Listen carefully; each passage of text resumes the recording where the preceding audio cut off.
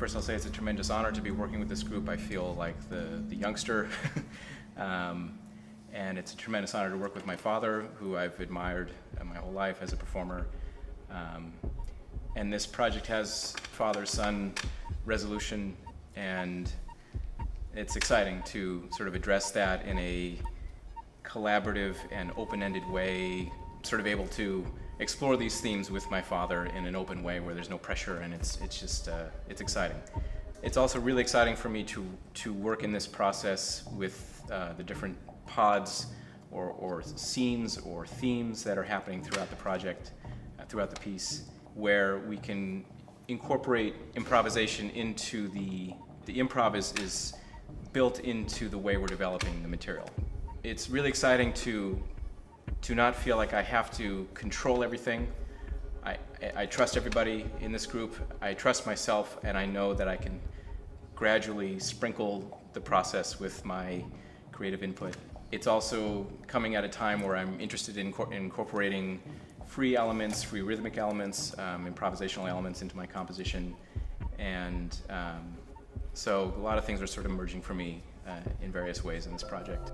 And I imagine I'll sort of compose a sound world of various samples, and then work with Joel to sort of develop how they'll be performed and how they could be improvised on and so forth. And it's nothing that I thought I was going to say. Think about John's voice, running for John's voice. Yeah. When you do that part. Yeah, so I've written a couple pieces for my dad's voice. I feel like he is the tenor in my mind, in my inner ear. I've heard his voice my whole life and always loved it, and so I feel a natural affinity for writing for his voice, because it's like I feel like I can connect to the way he would speak or sing a word, and sort of his incredible acting ability and sort of the way he can just sort of jam on an idea or an image or something, just watching his face, seeing what he's seeing, in his mind. And it seems to be connected so much to the way he speaks and sings. And it's just such a joy to offer something to that. So it's a real pleasure and a real honor to write for that voice. This is for me? Is this for me? It's burning. It's on fire. Dad? Dad? Dad?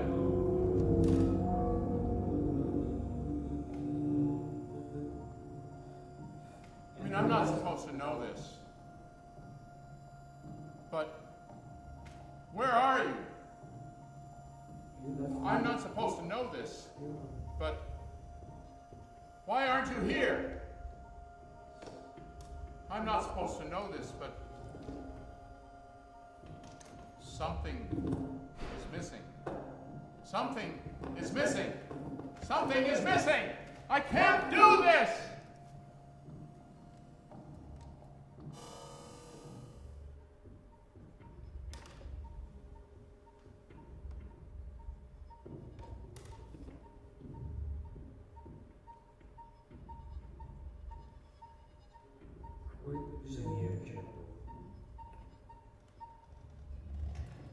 You're not Kurt, are you, John?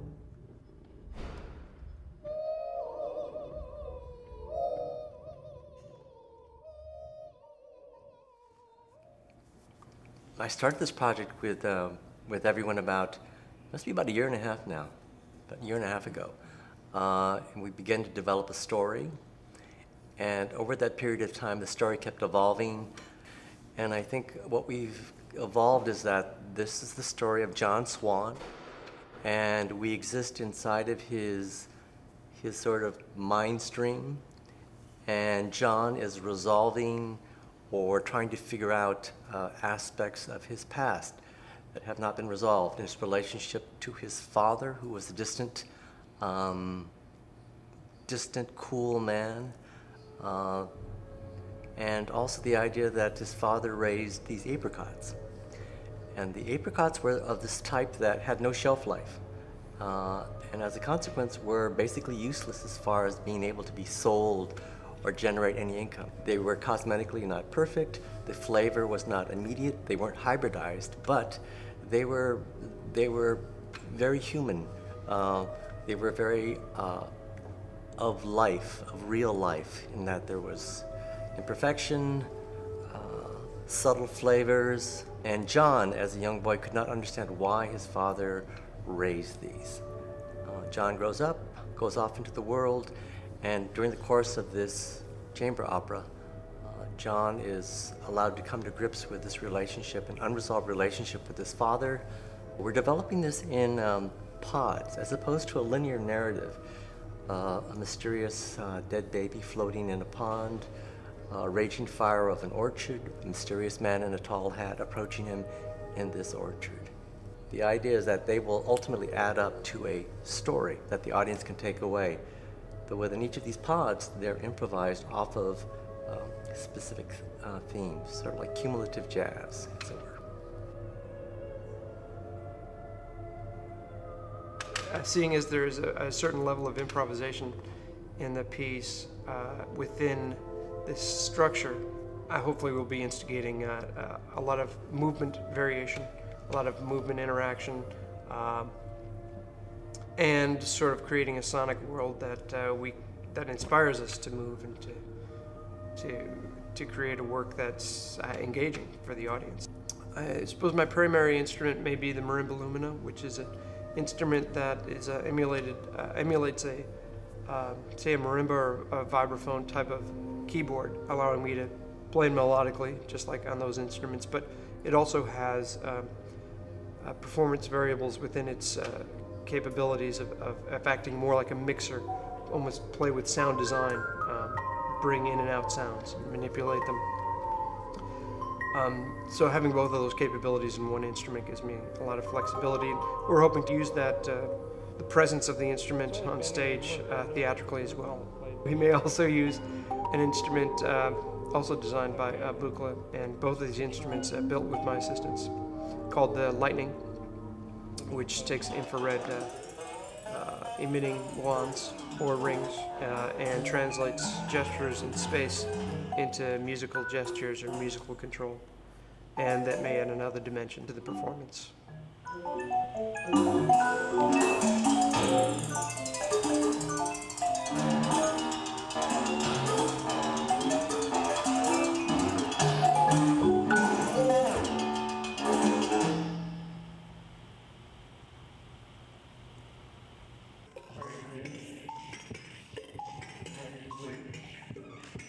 We can meld kind of a non-referential instrument, and the activity of working with it can be integrated into the choreography or the staging, so that it kind of melds these two worlds of theater and art music, or contemporary music and traditional theater kind of get melded into this hybrid of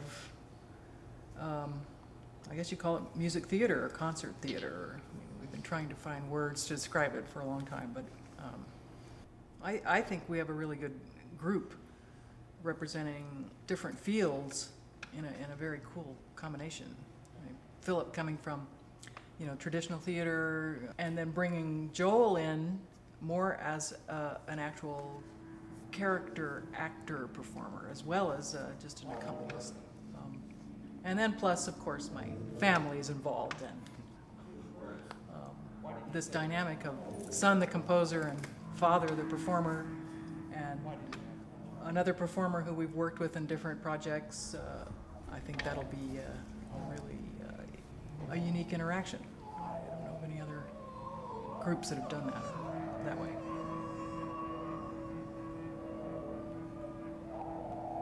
How old are you?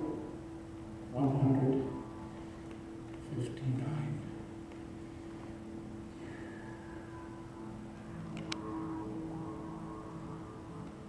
I am very excited to be working with this group of artists. I have been a part of the traditional opera world as well as non-traditional opera world for 47 years now. Creating a piece in this collaborative environment is something that I relish immensely, and I have witnessed the results over the years of having worked creatively like that. And I think that a lot of the work that I've done with various colleagues has been really exciting, unique, and pushing the boundary. And it's interesting that one of the little language riffs that Philip suggested that we worked with in our first workshop here was imperfect, perfect. And we had a discussion about that. And the reality is, in my view, that life is imperfect in that it is always evolving. So for us to work in an environment where we embrace that nothing is perfect, everything is beautiful.